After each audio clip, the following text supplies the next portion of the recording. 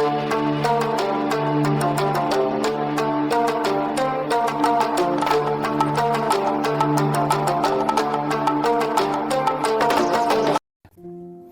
के बाद परम लक्ष्य को एक साथ कई खरगोश नहीं पकड़ने हैं। एक एग्जाम में उतरे हो तो उसको श्रेष्ठता से दो, चाहे वो कोई भी एग्जाम हो, फिर उसी के लिए अपना पागल हो जाओ, क्योंकि देखो इतना कंपटीशन है ना, तुम नहीं करोगे तो कोई और कर लेगा। सिंपल सा फंडा है।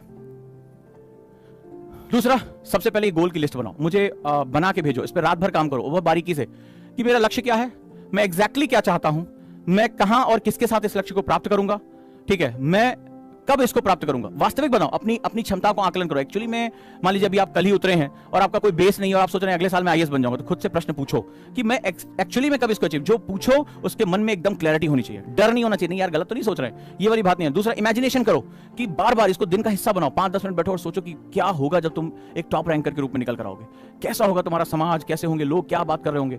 इसके बाद बात करो कि how to track my progress, मैं अपनी जो पढ़ाई है उसको कैसे प्रोग्रेस को मैं मैनेज करता चलूंगा, मैं वाकई में आगे बढ़ रहा हूं या पीछे जा रहा हूं। How do I recorrect my self, अगर मुझसे गलती हो गई तो मैं कैसे, किसकी सहायता लूंगा। जैसे हम क्या होता है आंसर राइटिंग प्रोग्राम कर रहे हैं, गलतियां होती हैं हमसे, तो गलतियों को सुधारूंगा कैसे, ये भी बड़ा जरूरी है।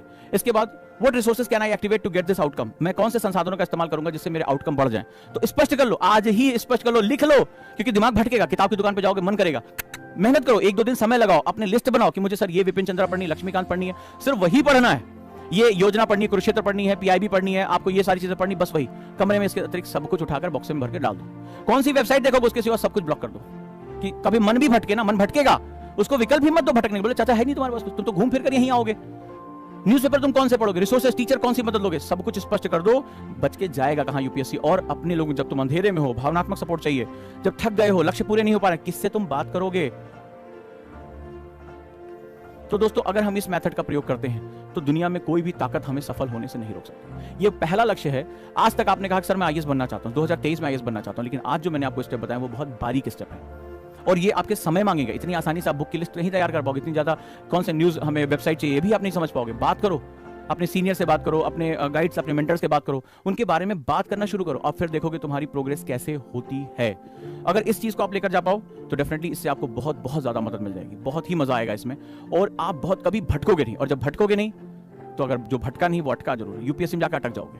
और यही मैं चाहता हूं, यूपीएससी में जाके अटक जाओ, यूपीएससी में जाके भिड़ जाओ, बोले हमें ये चीज चाहिए प्रभु और हमें ये करना है। और लक्ष्य को जल्दी संधान करने की कोशिश किया करो। Early birds get the worm, यानी जो जल्दी शुरुआत करता है वो जल्दी आगे बढ़ता है। जैसे बहुत से बच्चे, सर 2023 में आईएएस देना है, लेकिन अभी तक वो डिसीजन नहीं ले पा रहे हैं कि पढ़ें ना पढ़ें, अभी इस साल करें अगले साल करें। बहुत से बच्चे एनसीईआरटी को जो एक्सेल करना चाहते हैं, नहीं वो कर पा रहे, डिसीजन ले नहीं पा रहे, चलो लास्ट में ले लेंगे। तो क्या होता है, निर्णय को सही समय पर लेना भी बहुत जरूरी होता है। आप डिसीजन ले लीजिए, निर्णय लेने की शक्ति आपकी बड़ी इंटीग्रल शक्ति होती है, बात आप ध्यान रखिएगा।